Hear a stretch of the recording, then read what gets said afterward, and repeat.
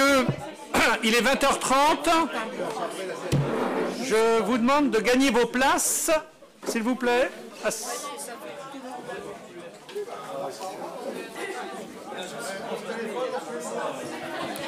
S'il vous plaît, je voudrais bien procéder à l'appel dans un minimum de silence. Oh! Mais tout le monde parle, c'est pas possible. S'il vous plaît, est-ce que je peux faire l'appel? Bien. Alors. Donc, Marie-Madeleine Hug. Présent. Christophe Rambaud. Présent. Francine Feuzor. Elle va arriver. Je l'ai eu au téléphone. Moussa Osturk. Présent. Anne Pasco. Présente. Jamel Malgui. Présent. Michel Brandon. Présent. Atif Khalid. Présent. Marie Razamoeli. Présente. Boubacar Ba est excusé à donner pouvoir à Christophe Rambaud. Daniel Barré. Présent.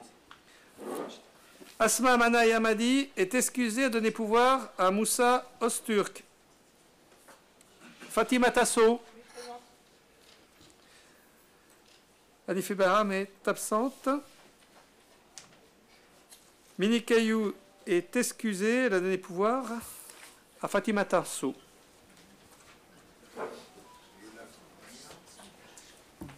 Thierry Jolivet. Présent. Fabienne Henry. Présente. Jacques Lalo. Présent. Corinne Moutot est excusée, donner pouvoir à Élodie Thorez. Jean-Claude Renouf. Présent. Mario Tabarès, excusé à donner pouvoir à Jean-Claude Renouf. Élodie Thorez. Présente. Bruno Toine, il doit arriver, on m'a dit. Pour l'instant, il n'est pas là. Alexis Christodoulou, absent. Eulalie Lama. Ah. Excusez, pouvoir à Eulalie Lama. Eulalie Lama. Cyril Faure. Présent. Michel Perrier est excusé, donner pouvoir à Cyril Faure. Patrick Gage. Virginie Durand.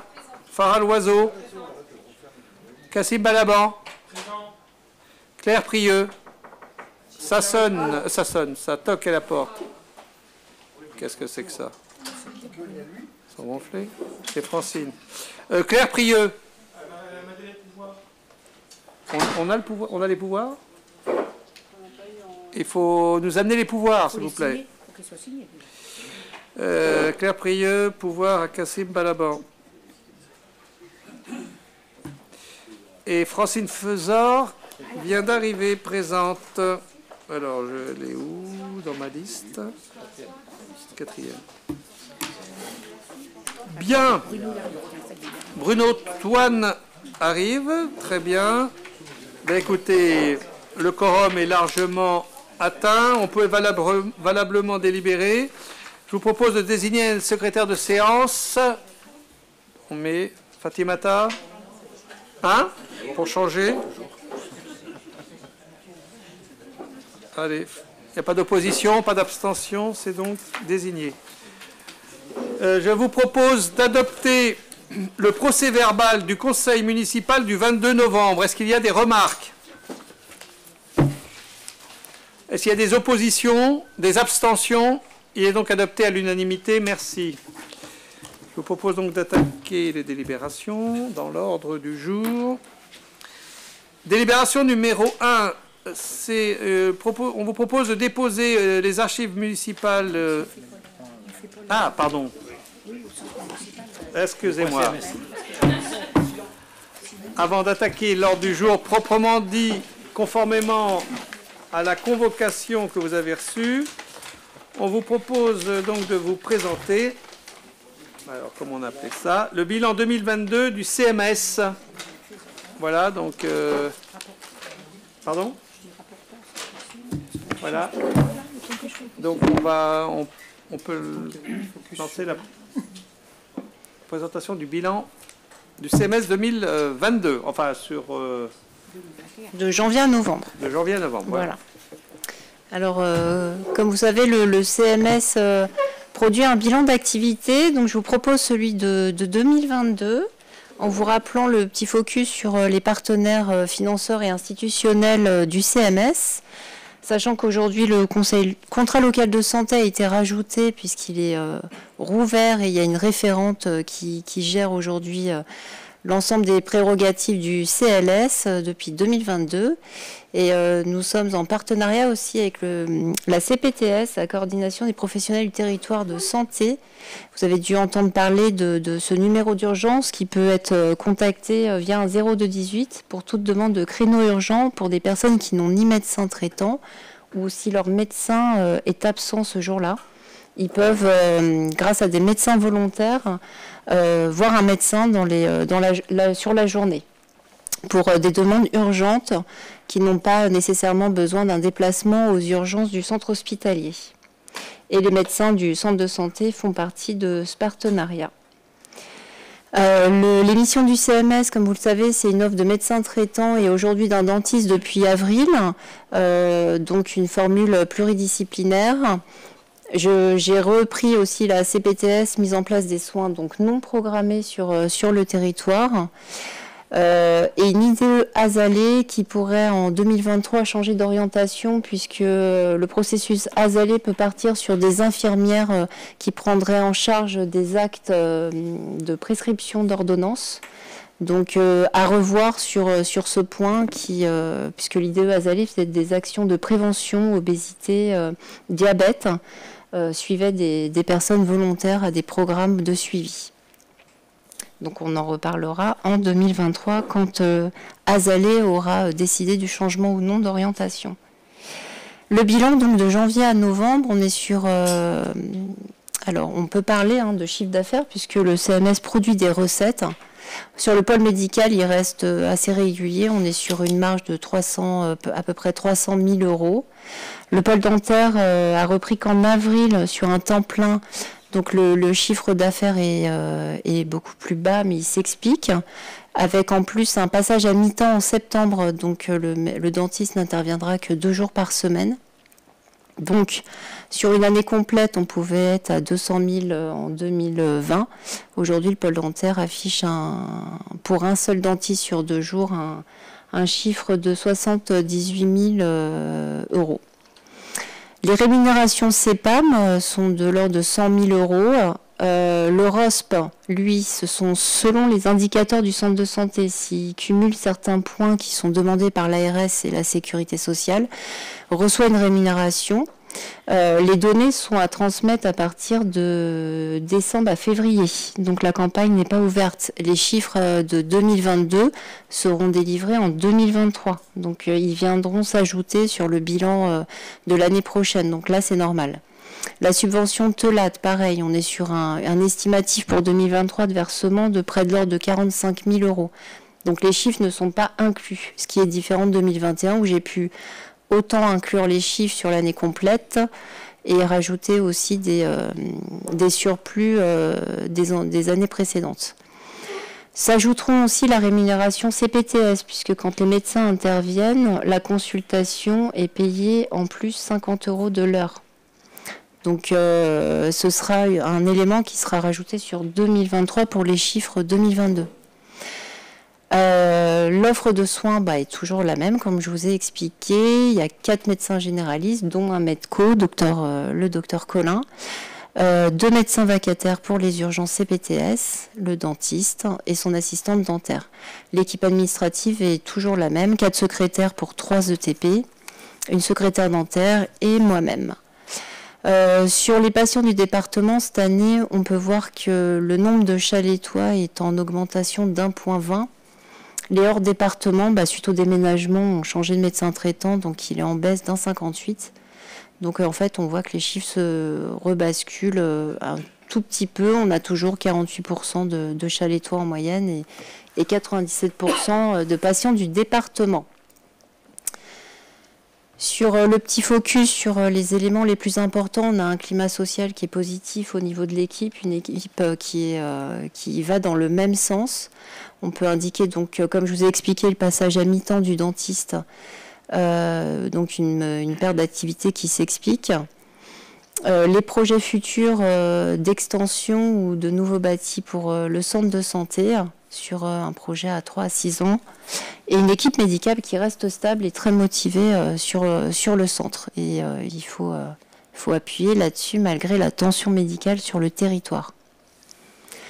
On est en moyenne à peu près à 5000 patients accueillis. Hein. Ils ont tous maintenant un médecin traitant désigné sur Amélie. Donc c'est une sécurité pour les gens qui peuvent être suivis au centre de santé. Donc on peut voir les marges des docteurs vacataires qui ne sont pas à temps plein. Donc en moyenne 150 patients pour eux. Et les médecins permanents qui sont à plus de 1000 patients. Et là, le médecin à 940 parce qu'elle a 0,80 sur le site, elle n'est pas à temps plein. Donc les courbes de recettes sont les suivantes. Donc les descentes, c'est selon l'activité. Hein. Quand on arrive sur juillet-août, les gens partent en vacances. Donc la perte d'activité s'explique. On aura une remontée sur l'hiver.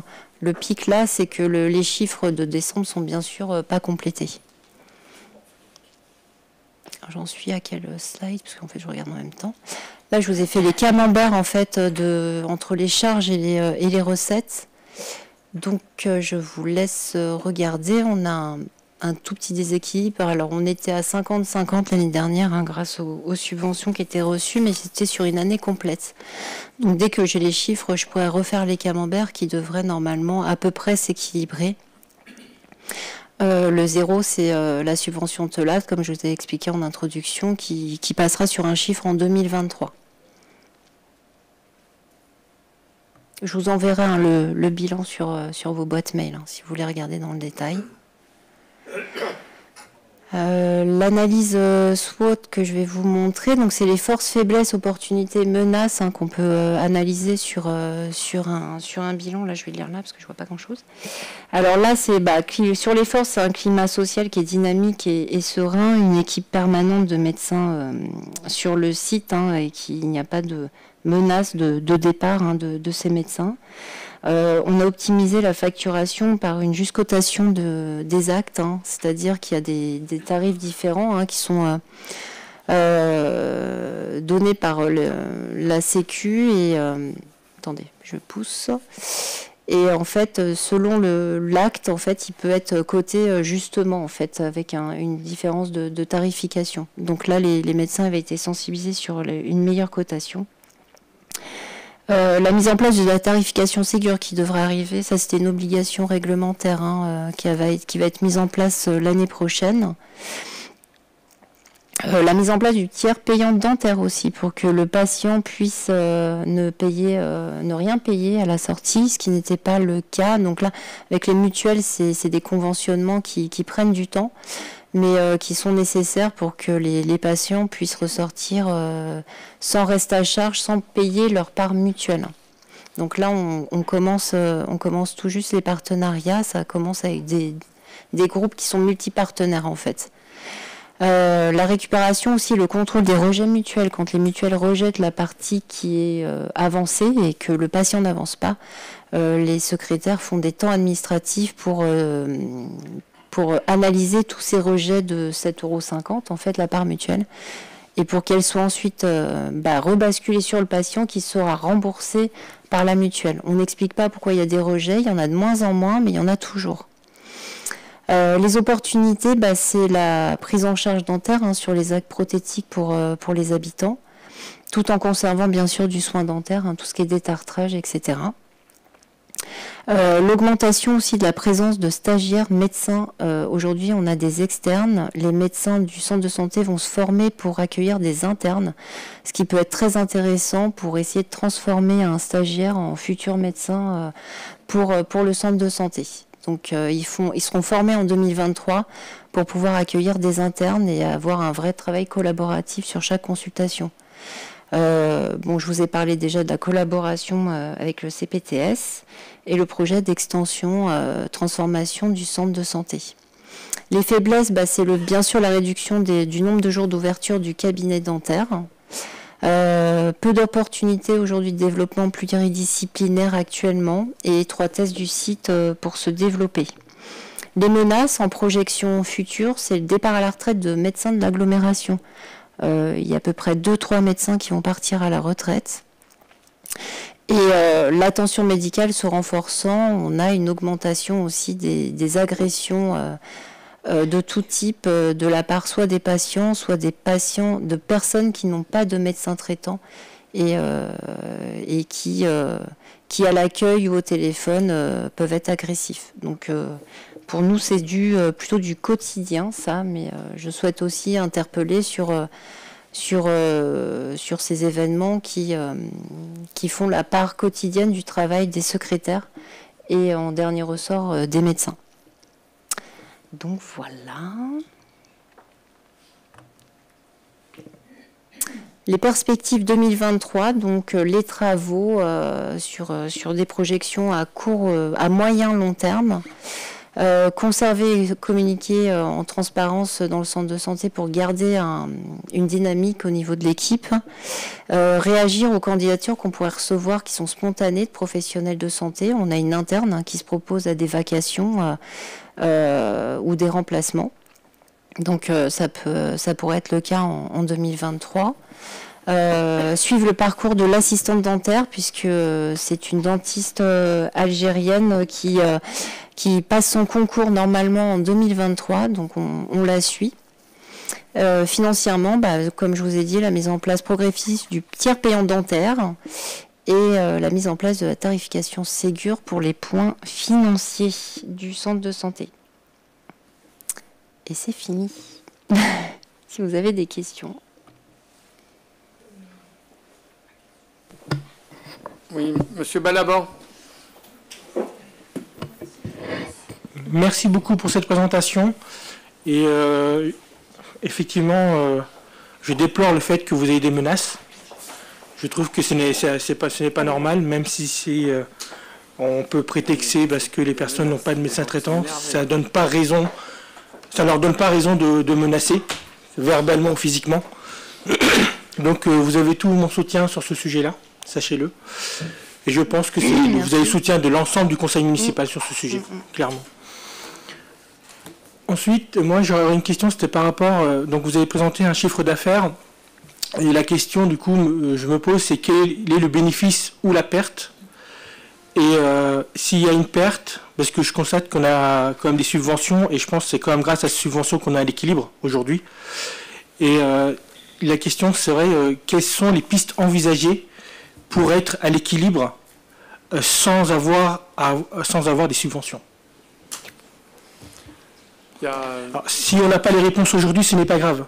Le plus important, c'est d'y travailler pour voir si plus tard on peut les avoir, hein, clairement. C'est pas après, parce que là on voit bien qu'on est à 52-48%, donc ça veut dire qu'on est aujourd'hui actuellement à perte pour le mois de novembre. Enfin, de janvier à novembre, on est à perte, mais que bon, on verra fin décembre si on est toujours à l'équilibre ou si on est à perte. Mais par contre, donc il faudrait peut-être voir quelles sont les pistes envisageables et pourquoi pas voir au sein du service s'il y en a, en fait, tout simplement, s'il y a des pistes où on peut agir afin d'être à l'équilibre sans subvention. Je vais répondre. C'est très simple. D'abord, on n'est que sur 11 mois, mais sur 12 mois, on sera à l'équilibre. Voilà. Si on intègre dans les résultats la subvention TELAD et la subvention ROSP, voilà. On est à l'équilibre. Voilà. En termes, on peut dire aux Chalétois que le centre de santé est à l'équilibre. Et c'est une bonne chose. Voilà. Les pistes pour augmenter notre chiffre d'affaires et gagner un peu d'argent, c'est simple, il faut développer l'activité dentaire. Voilà. Mais pour ça, il faut avoir un dentiste. Voilà. Donc aujourd'hui, vous voyez bien qu'on a réussi à stabiliser l'équipe de médecins généralistes. C'est déjà énorme. C'est déjà énorme, avec l'arrivée des 2 jeunes médecins. Mais on a stabilisé l'équipe. Mais ça ne nous permet pas de nous développer. Voilà. Et d'accueillir plus de patients référencés au centre de santé. Pour cela, il nous faut trouver d'autres médecins généralistes. On est, grâce à l'engagement de nos médecins sur la permanence nos médecins sont dans la permanence des soins et donc sont sur la plateforme mise en place par le CPTS. Donc le centre public de santé de Chalette participe à la permanence des soins à travers cette nouvelle plateforme. C'est une bonne chose. Mais ça, voilà, c'est des heures en plus, évidemment, pour les médecins. Donc voilà. Après, il faut c'est l'activité dentaire aujourd'hui qui est la plus problématique. C'est qu'avec un chirurgien dentiste à 2 jours par semaine, ça ne nous permet pas de travailler correctement. Enfin, le travail qui est fait est correct, mais ça ne nous permet pas d'offrir un vrai service de cabinet dentaire à la population. Il faut qu'on trouve un chirurgien dentiste. Il faudrait aussi que notre assistante dentaire puisse voir son diplôme de chirurgien dentiste en Algérie validé, et on réglerait une grosse partie de ce problème-là.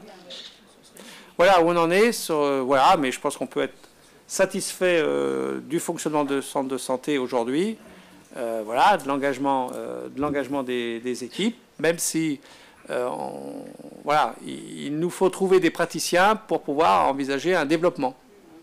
Voilà. Et remercier tous les élus et Francine qui suit cette affaire-là. Voilà. Ce qu'on peut dire sur le centre municipal de santé. Si je peux me permettre aussi, surtout la problématique aussi par rapport aux professionnels de santé étrangers, parce que je pense qu'on a de la main-d'œuvre, mais il faut peut-être aussi qu'au niveau du gouvernement, qu'il puisse faire un assouplissement au niveau des mesures administratives et permettre à ces professionnels de travailler dans de bonnes conditions. Parce que quand vous avez des concours sur, peut-être sur, par exemple, 2 candidats sur 500, c'est très limité en fait, donc c'est voué à l'échec. Donc il faut, moi je pense qu'il faut revoir tout ça, et on parle de désert médical, mais le problème il est là en fait. Et je pense qu'il faut qu'on réfléchisse là-dessus, quelles que soient nos sensibilités, et qu'on réfléchisse comment faire et comment voilà, mener tout ça au plan national, et qu'on puisse réfléchir là-dessus et puis trouver des solutions. Voilà. Voilà. Très bien. Est-ce qu'il y a d'autres questions sur le centre de santé? Donc, quand on aura consolidé les chiffres sur 12 mois avec les données TELAD, bien sûr, on vous donnera un bilan d'activité financier mis à jour. Voilà. C'est possible d'avoir également le bilan par activité, mais également par site. Parce que nous avons un site à Vésines et un site ici. Vous aurez ce qu'on joindra au compte rendu, c'est ce PowerPoint, .bar, avec le tableau financier mis à jour. Voilà. Bien. S'il n'y a pas d'autres questions, je vous propose de remercier Elisa et Francine et de passer à l'ordre du jour. Très bien. Merci. Donc, délibération numéro 1, je vous propose de déposer les archives historiques de la ville aux archives départementales du Loiret.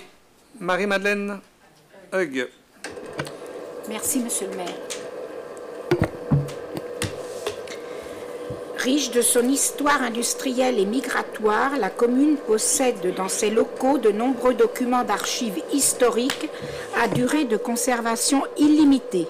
Il s'agit de registres d'actes officiels, de registres cadastraux, de recensement de la population, dont certains datent de la fin du XIXe siècle. Elle en est propriétaire et doit en assurer la conservation conformément à la réglementation. Néanmoins, la configuration des locaux ne permet plus cette conservation dans de bonnes conditions. Aussi, il est proposé de déposer aux archives départementales, basées à Orléans, l'ensemble des documents dont la liste est jointe en annexe, représentant environ 20 mètres linéaires. Ces documents, tout en demeurant propriété de la commune, pourront dès lors être aisément consultés par des historiens, chercheurs, étudiants.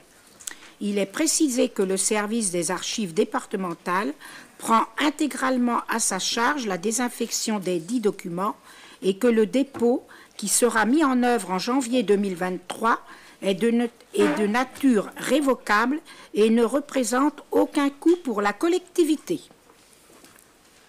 Très bien. Est-ce qu'il y a des questions? Que des avantages pour la collectivité, que nos archives soient entre de bonnes mains. Voilà. Est-ce qu'il y a des oppositions, des abstentions? C'est donc adopté à l'unanimité. Merci. Délibération numéro 2, c'est la dérogation au repos dominical pour l'année prochaine, 2023. Madame Hug. Malgré le dispositif issu de la loi Macron du 6 août 2015 donnant possibilité aux maires de porter les dérogations municipales au repos dominical des salariés au profit des commerces de détail de 5 à 12 par an, moyennant le respect d'une procédure bien précise, la commune de Chalette-sur-Loing a toujours fait le choix de maintenir le nombre de ces dérogations à 5 dimanches par an. Selon l'article L. 3132-26 du Code du travail, la décision du maire sur le nombre de dimanches concernés et leur détermination est dorénavant prise chaque année par arrêté avant le 31 décembre de l'année N-1, après avis du conseil municipal. Il est rappelé que la dérogation octroyée par le maire est une dérogation collective qui profite impérativement à la branche commerciale tout entière et qui ne concerne que les établissements commerciaux où des marchandises sont vendues au détail au public. Comme les années précédentes, et au vu des demandes des magasins Noz et Picard, il est proposé que le conseil municipal réaffirme son attachement au principe de l'interdiction du travail le dimanche en maintenant à 5 du nombre maximal d'ouvertures dominicales des commerces de détail pour l'année 2023, de fixer ces ouvertures aux dates suivantes correspondant aux demandes des commerces concernés. Donc pour les fêtes de fin d'année, le 10-12-2023, le 17-12-2023, le 24-12-2023, le 31-12-2023. Donc pour le commerce de détail alimentaire. Pour les commerces de détail non alimentaires, le 3-12-2023, le 10-12-2023, le 17-12-2023, le 24-12 et le 31-12-2023. Il est précisé que dans les commerces de détail alimentaires, dont la surface de vente est supérieure à 400 m², supermarché, hypermarché, lorsque les jours fériés légaux autres que le 1er mai sont travaillés, ils doivent être déduits par l'établissement des dimanches désignés par le maire dans la limite de 3. En outre, l'arrêté municipal prévoira que seuls les salariés volontaires ayant donné leur accord par écrit à leur employeur pourront travailler ces dimanches. Que chaque salarié privé de repos dominical percevra une rémunération au moins égale au double de la rémunération normalement due pour une durée équivalente, ainsi qu'un repos compensateur équivalent en temps, accordé par roulement dans la quinzaine qui suit la suppression du repos. Bien. Est-ce qu'il y a des questions? C'est ce qu'on vote tous les ans. C'est ce qu'on vote tous les ans. Hein. Donc je vous propose de voter. Est-ce qu'il y a des oppositions, des abstentions? C'est donc adopté à l'unanimité. Merci.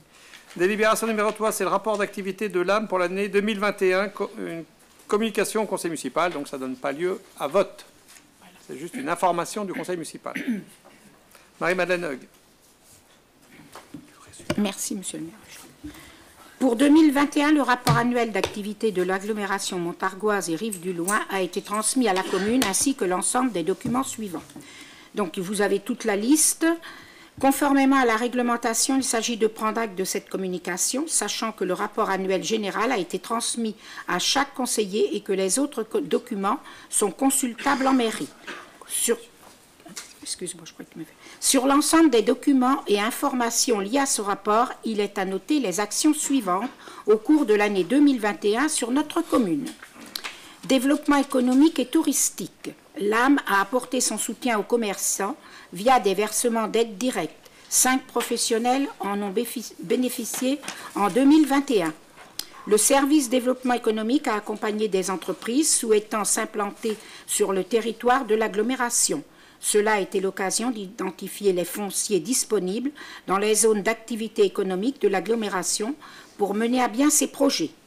L'initiative Territoire d'industrie, s'inscrit dans une stratégie de l'État de reconquête industrielle et de développement des territoires. Fin 2021, l'initiative était à l'origine de 1800 projets sur 146 territoires et 542 intercommunalités. En 2021, l'agglomération montargoise a apporté son soutien à la candidature portée par le PETRR Gâtinais Montargois en tant que structure coordinatrice et animatrice de cette démarche. Concernant la pépinière Tremplin, la convention triennale arrivant à son terme, l'agglomération montargoise s'est engagée lors du conseil communautaire du 16 novembre 2021 pour le renouvellement de cette convention pour une nouvelle période de 3 ans. La restructuration et l'agrandissement du port de plaisance sur le canal de Briare va permettre d'améliorer l'accueil des plaisanciers. Devenant une véritable étape fluviale incontournable, cet aménagement développe son afflux touristique et élargit l'offre de services destinés aux voyageurs nautiques. On abrège tout ça. Oui, tu abrèges. Que des chiffres. Donc là, oui, le haut, je n'ai pas besoin de le lire, c'est pas la peine. Dans le cadre de l'opération programmée d'amélioration de l'habitat, 7 dossiers ont été traités au titre de l'année 2021, un total de 7 165,95. 1737 autorisations d'urbanisme ont été instruites par le service ADS, soit plus 34% par rapport à 2020. Elles se répartissent de la manière suivante: 21 permis d'aménager, 519 permis de construire, 66 permis de construire modificatifs ou de transfert, 20 permis de démolir, 871 déclarations préalables, 240 certificats d'urbanisme opérationnels.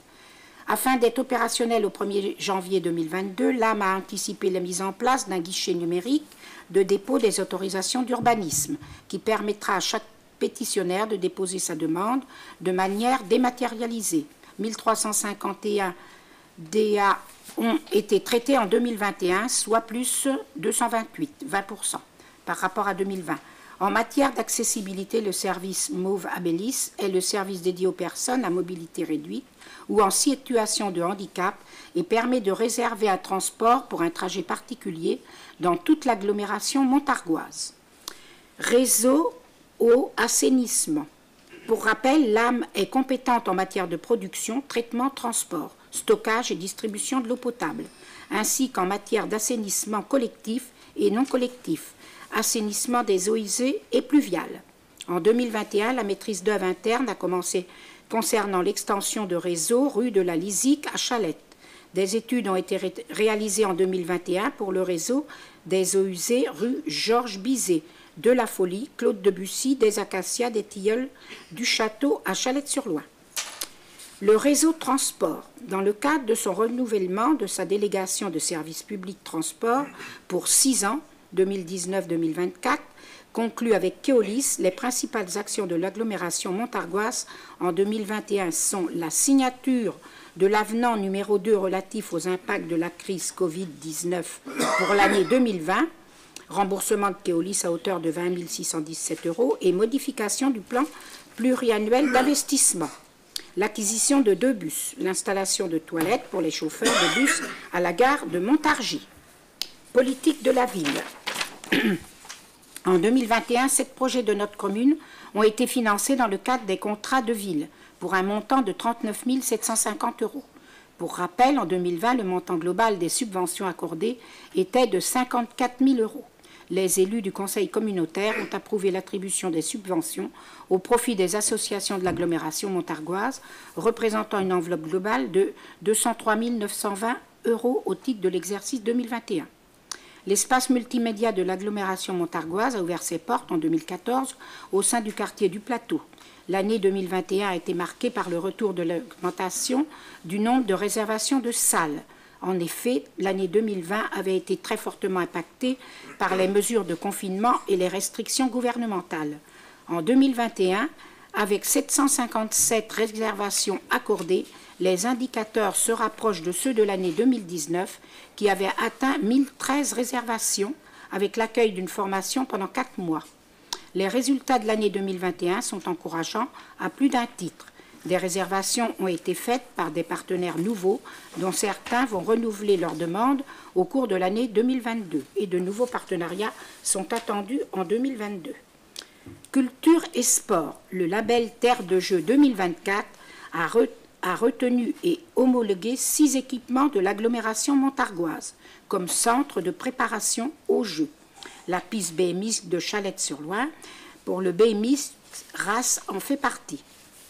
Cette certification gage de qualité les références parmi les plus grands équipements de France. Cela offre une visibilité importante auprès des délégations sportives étrangères qui recherchent des sites d'entraînement pour les Jeux olympiques de Paris 2024. Concernant les subventions, un soutien aux athlètes locaux a été apporté avec l'aide de la performance pour certaines structures. L'Union sportive Chalette Taekwondo a bénéficié de cette aide à hauteur de 4 500 €. Développement durable et environnement. Les engagements de l'agglomération montargoise en faveur du développement durable et de la transition énergétique restent dans la continuité des actions entreprises depuis plusieurs années. Dans le cadre de son évolution dans l'étude trame verte et bleue des collectivités, l'agglomération montargoise est fière d'avoir obtenu le 15 mars 2021 la reconnaissance territoire engagé pour la nature pour la période 2021-2023, décernée par le jury de l'Agence régionale de la biodiversité, sur la base du projet Alliance et 15 communes déposé fin décembre 2020.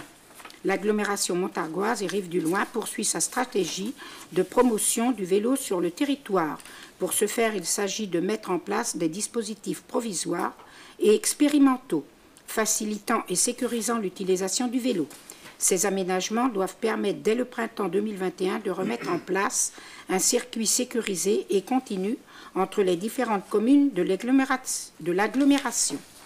2 itinéraires concernent principalement notre commune.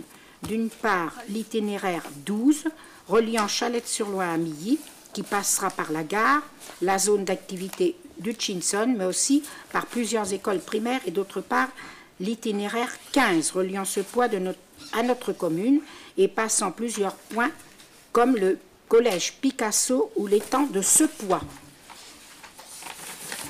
Très bien. Merci, Marie-Madeleine. Est-ce qu'il y a des remarques, des interventions? Il s'agit... Bon, vous avez tous eu le gros document, hein? Oui.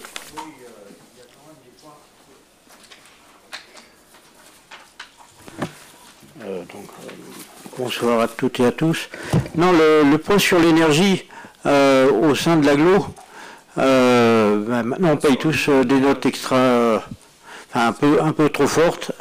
Et effectivement, c'est dans le plan climat-énergie, il n'y a pas eu d'infrastructures énergétiques qui ont été faites. Il y a eu en matière d'isolation et un peu de revalorisation par la vapeur, mais proprement dit de l'énergie électrique, des panneaux solaires, on ne peut pas dire qu'on en voit beaucoup dans l'agglo.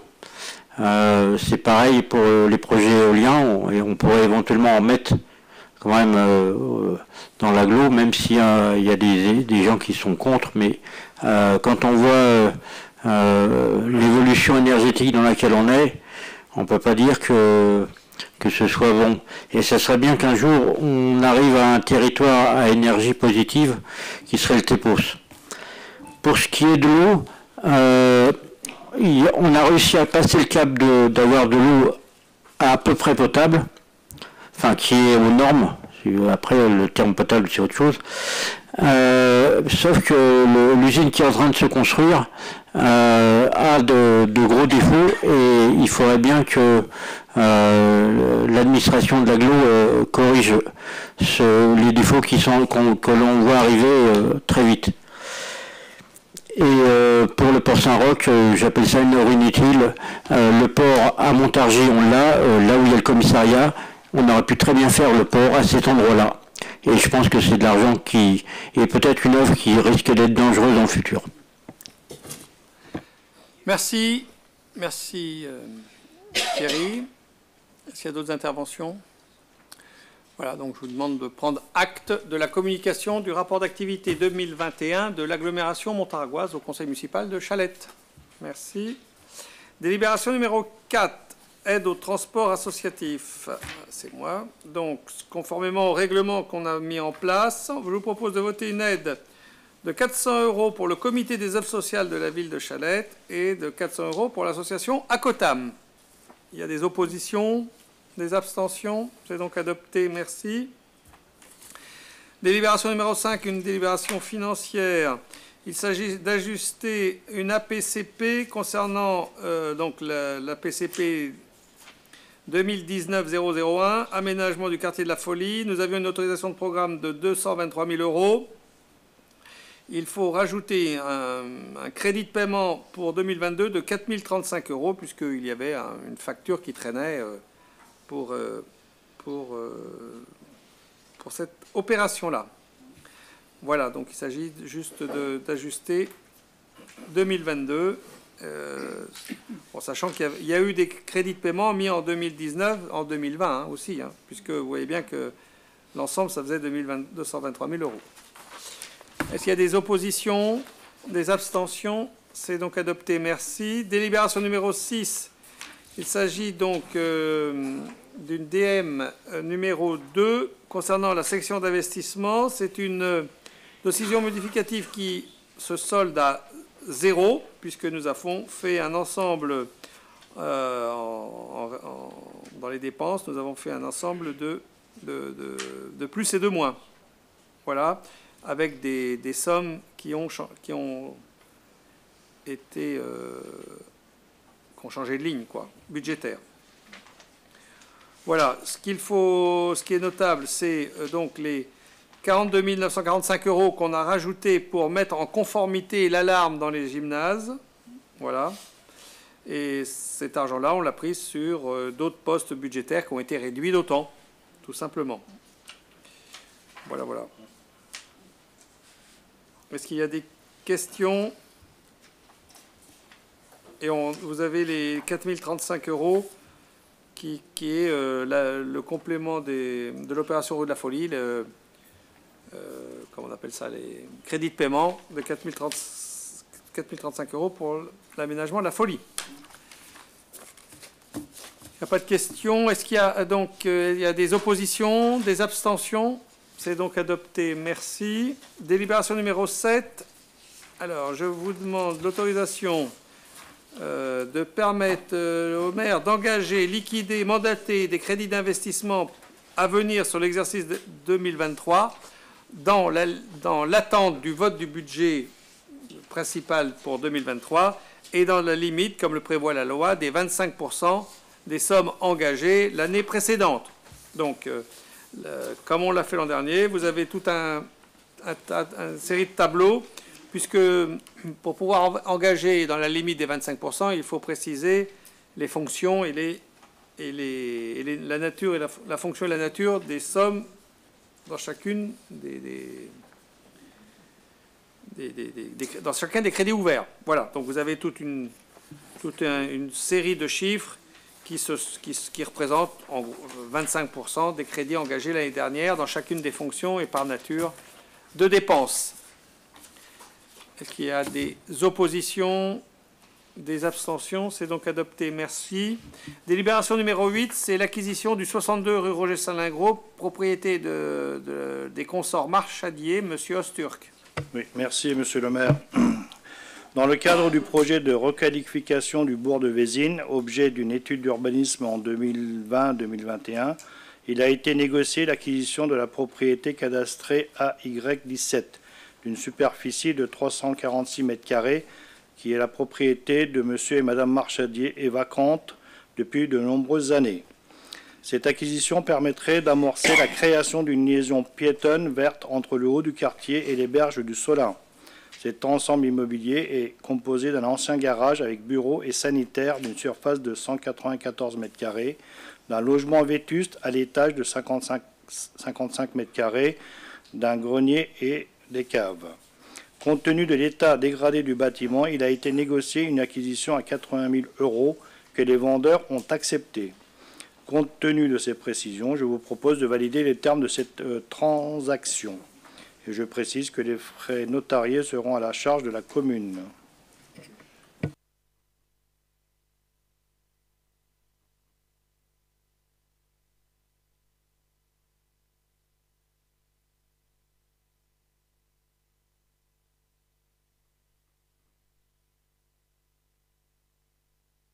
Centre d'études et d'expertise sur les risques, l'environnement, la mobilité et l'aménagement. Monsieur Ostur. Donc, le CEREMA est devenu, depuis la loi 3DS et son décret du 16 juin 2022, un établissement public partagé entre l'État et les collectivités. L'ensemble de ces domaines de compétences et de ces connaissances sont au service des territoires. Leur domaine d'intervention recouvre la mise en œuvre d'une stratégie de transition écologique, la sobriété foncière, la gestion du patrimoine immobilier en maîtrisant les consommations énergétiques, les actions pour une mobilité décarbonée, la conception, l'entretien, l'aménagement et l'exploitation des infrastructures routières, le développement de la nature en ville, l'aménagement de son territoire pour un tourisme durable. Ainsi, les collectivités adhérentes peuvent intégrer la gouvernance du CEREMA pour 4 ans au conseil d'administration, au conseil stratégique et au comité d'orientation régionaux. Peuvent bénéficier d'un accès privilégié à l'expertise du CEREMA par voie conventionnelle, sans procédure d'appel d'offres, avec 5% de remise sur les prestations. De bénéficier de conseils sur mesure en appui de l'ingénierie locale et de bénéficier de l'ensemble des ressources du CEREMA, la méthodologie, les ressources, la veille, adhésion à une e-communauté. Le CEREMA peut intervenir pour le compte des collectivités sur des missions en ingénierie de 2e niveau, c'est-à-dire assistance à maîtrise d'ouvrage, expertise, méthodologie, en complément des ressources locales, qui sont les agences techniques départementales, les agences d'urbanisme, le CAUE, les établissements publics fonciers, et en articulation avec des ingénieries privées. Le coût de l'adhésion est de 0,05 centimes d'euros par habitant, avec 50% d'abattement pour 2023, soit pour la commune un montant d'environ de 323,75 € sur 2023.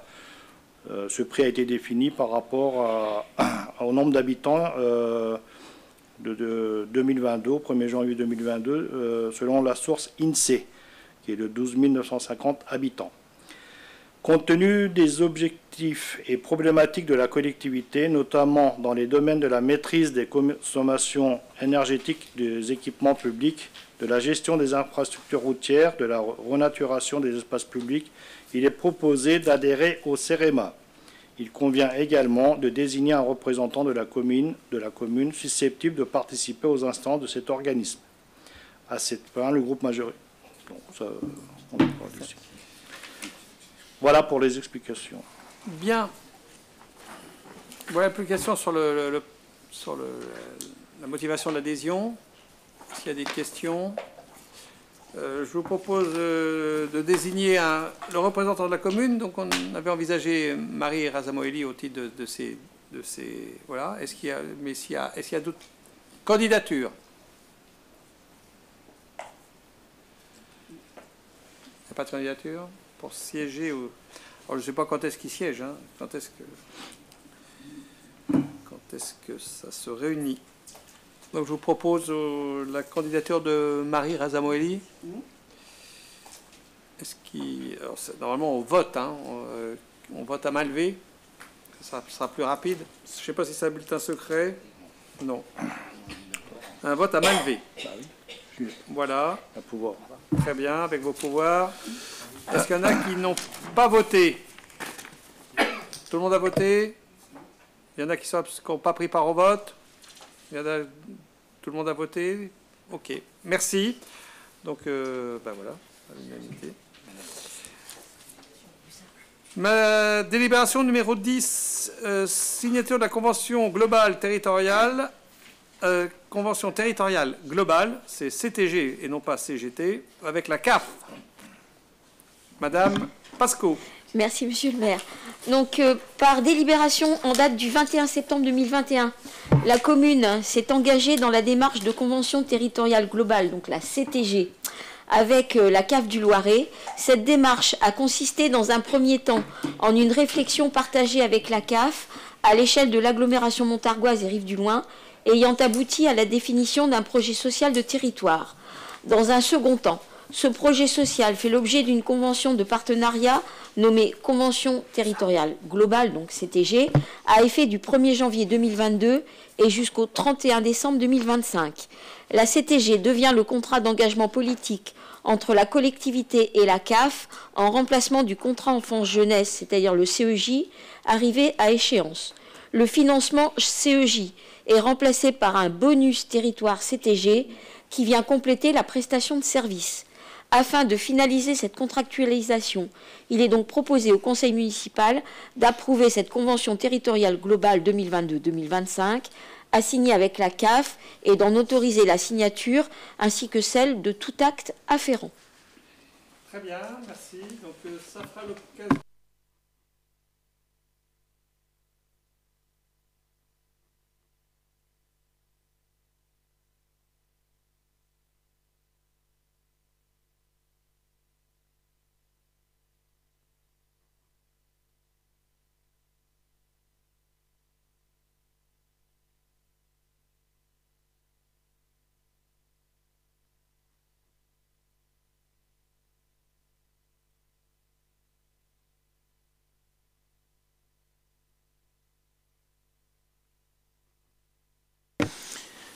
Oui, merci Monsieur le maire. Comme chaque année, Monsieur Fouché, président de l'association Guidon Chalettois, a sollicité la commune afin d'obtenir une avance sur la subvention qui sera accordée en 2023 à ce club sportif d'envergure nationale. En effet, les impératifs de préparation de la future saison sportive entraînent des investissements importants sur le début d'année. Donc, au vu du soutien financier apporté par la ville les années précédentes, il est proposé au conseil municipal de prendre en compte cette demande et de verser une avance sur la subvention 2023 d'un montant de 25 000 €. À titre d'information, la subvention 2022 a été d'un montant de 83 000 €. Voilà. Très bien. Est-ce qu'il y a des oppositions, des abstentions? C'est donc adopté, merci. Délibération numéro 12, une avance de subvention au profit de l'USC Omnisport. Monsieur Rambaud.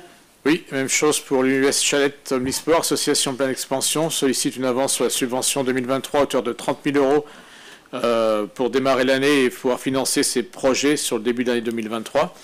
Il est prévu notamment en 2023 la création de nouvelles sections, notamment en tennis de table et pétanque, et la poursuite du recours aux éducateurs sportifs, salariés d'association, notamment pour la section football. Donc au regard de la volonté de la municipalité de proposer une offre d'activité de qualité, il est proposé au conseil municipal de répondre positivement à cette demande, et à titre d'information, la subvention 2022 à l'USC a été de 98 550 €. Bien. S'il y a des oppositions, des abstentions, c'est donc adopté. Merci. Délibération numéro 13, c'est le contrat de prestation avec la compagnie Jeu est un autre, développement de la médiation culturelle. Monsieur Khalid. Merci Monsieur le maire. Afin de permettre la poursuite des missions engagées en 2021 en matière de médiation culturelle, notamment auprès du public scolaire, le conseil municipal a approuvé par délibération du 22 novembre 2022 le renouvellement du contrat de prestation conclu avec la compagnie Jeu est un autre. Pour rappel, ce contrat est conclu pour une période allant du 5 octobre 2022 au 28 juin 2023. Et il prévoit que le coût global de la prestation d'un montant de 12 540 € hors taxe, pas de TVA, soit réglé en 3 fois, sur la base d'une facture trimestrielle de 4 180 €. Néanmoins, pour des raisons de sécurité juridique, il convient de revoir les termes de cet accord, qui demeure sur le fond inchangé et soumis aux mêmes modalités financières. Aussi, il est proposé d'approuver le nouveau contrat de prestation à conclure avec la compagnie Jeu est un autre, relatif au développement de la médiation culturelle et tel qu'annexé à la présente délibération, de préciser que ce nouveau contrat prend effet le 3 janvier 2023 et ne vient se substituer au contrat en cours qu'à partir de cette date, donc uniquement pour les 2 derniers trimestres scolaires, et d'en autoriser sa signature. Très bien. Est-ce qu'il y a des oppositions? Des abstentions? C'est donc adopté. Merci. Délibération numéro 14. Reversement de la subvention Pacte à l'association Les Croqueurs de Pavés. Monsieur Khalid. Depuis plusieurs années, l'association circassienne Les Croqueurs de Pavés est associée au Pacte, un dispositif de soutien à la diffusion et à la création artistique mis en place par la région Centre-Val de Loire et dont la ville de Chalette est bénéficiaire. Être associé à ce dispositif est dorénavant le seul moyen pour l'association d'être soutenue financièrement par la région. Le fonctionnement du pacte est le suivant. versement par la région de 50% du montant de la subvention sur présentation du budget artistique prévisionnel sur l'exercice courant, versement du solde après analyse du bilan sur l'exercice suivant. En tant que porteur principal, la ville perçoit l'intégralité de la subvention et à la charge de reverser la part qui revient au croqueur de pavés. La part estimée pour l'exercice 2021 concernant cette association s'élève à 2 800 € et ne lui a donc pas encore été reversée. Il est donc proposé d'autoriser le versement aux croqueurs de pavés du montant qui leur revient dans ce cadre. Très bien. On va régulariser la situation. S'il y a des oppositions, des abstentions, c'est donc adopté à l'unanimité. Merci. Délibération numéro 15, c'est la mise à jour du tableau des effectifs. Madame Hug. Merci, Monsieur le maire. Il est nécessaire de procéder à la mise à jour du tableau des effectifs de la façon suivante. Recrutement d'un assistant de direction au sein du pôle Action sociale et famille sur le grade de rédacteur principal de première classe à temps complet, qui devrait prendre ses fonctions le 16/1/2023. C'est un remplacement d'un départ en retraite. Création d'un poste d'enseignant artistique à raison de 1h45 hebdomadaire pour les besoins de l'orchestre à l'école. Professeur de trompette. Voilà. Très bien. Est-ce qu'il y a des oppositions, des abstentions? C'est donc adopté. Merci. Vous avez reçu le compte-rendu de la délégation d'attribution au maire concernant les marchés publics et les décisions tout court. Est-ce qu'il y a des questions? Enfin, il n'y a pas de vote, hein, prenez acte de cette communication. Monsieur Balaban. Oui, merci Monsieur le maire. Je voulais juste dire que j'étais très content de voir les délégations dont vous avez pu signer, car en fait, elles concernent surtout des permis de conduire à des jeunes. Et donc voilà, je voulais dire merci. Alors non, en tout cas, si je peux me le permettre, en tout cas au nom de mon groupe, car je trouve que c'est une bonne chose pour nos jeunes, tout simplement, que la ville puisse investir en nos jeunes. Très bien, merci. Mais écoutez, s'il n'y a pas d'autres questions, ainsi se termine ce conseil municipal, le dernier conseil municipal de l'année 2023. Je vous passe la parole. De 22. Oui, monsieur Malgui. Merci, monsieur le maire. Je souhaiterais faire une proposition au conseil municipal, car en tant qu'adjoint à la sécurité, j'ai été régulièrement interpellé, moi, par des habitants ou lors de mes permanences concernant l'absence de la vidéoprotection dans notre commune. Et donc je souhaiterais justement, on en avait discuté dans différentes commissions, mettre en place un groupe de travail pour pouvoir y travailler, afin qu'on puisse justement présenter lors d'un conseil municipal et pouvoir en débattre. Donc je souhaiterais mettre en place un groupe de travail avec des personnes de l'opposition et du groupe majoritaire. Donc voilà, je voulais vous faire cette proposition-là pour qu'on puisse avancer sur ce sujet, du moins pouvoir en débattre en conseil municipal. Bien. Alors on va pas ouvrir le débat. Enfin, je propose pas d'ouvrir le débat ce soir. C'est-à-dire qu'il propose de mettre en place ce groupe de travail avec 3 élus de la majorité et 3 élus de l'opposition, parce que comme l'opposition est assez diverse, qui seront chargés de présenter une réflexion au conseil municipal dans un délai qu'il convient de définir. Voilà. Donc c'est plutôt une information. Donc je vais m'adresser à tous les élus des différents groupes pour leur proposer au président de groupe pour leur proposer de la mise en place de ce groupe de travail et que chaque groupe désigne un représentant dans ce groupe de travail. Après, le groupe de travail décidera de son calendrier de travail, des personnes qu'il souhaitera auditionner, etc., etc. C'est une décision de principe. Monsieur Balaban. Merci à l'adjoint de cette proposition-là, qu'on avait déjà fait nous-mêmes en tant qu'opposition. Je suis content que ça puisse s'aboutir. Et sinon, je voulais surtout parler du secours populaire. Est-ce que vous avez des informations à nous donner sur des éventuels locales qui seront possibles pour le secours populaire. On a proposé 3 locaux, hein, voilà. Donc justement le bâtiment qu'on veut acheter à Vézines, qui est au cœur du quartier. Il y a un bâtiment privé qui est sur Saint-Gobain, puisqu'on a rencontré le propriétaire de ce bâtiment. Voilà. Et puis le troisième, je ne sais plus où il est, sur Saint-Gobain aussi. Voilà. Sur Saint-Gobain. Il y a 2 bâtiments sur Saint-Gobain, voilà, on a rencontré. Non, et il y avait eu un autre bâtiment sur le Lancy, mais il est trop cher et pas assez grand. Oui, voilà, c'est ça. Voilà, donc on est en discussion avec les propriétaires de ces bâtiments. Voilà. Donc, le prochain conseil municipal aura lieu le vendredi 13 janvier à 18h30.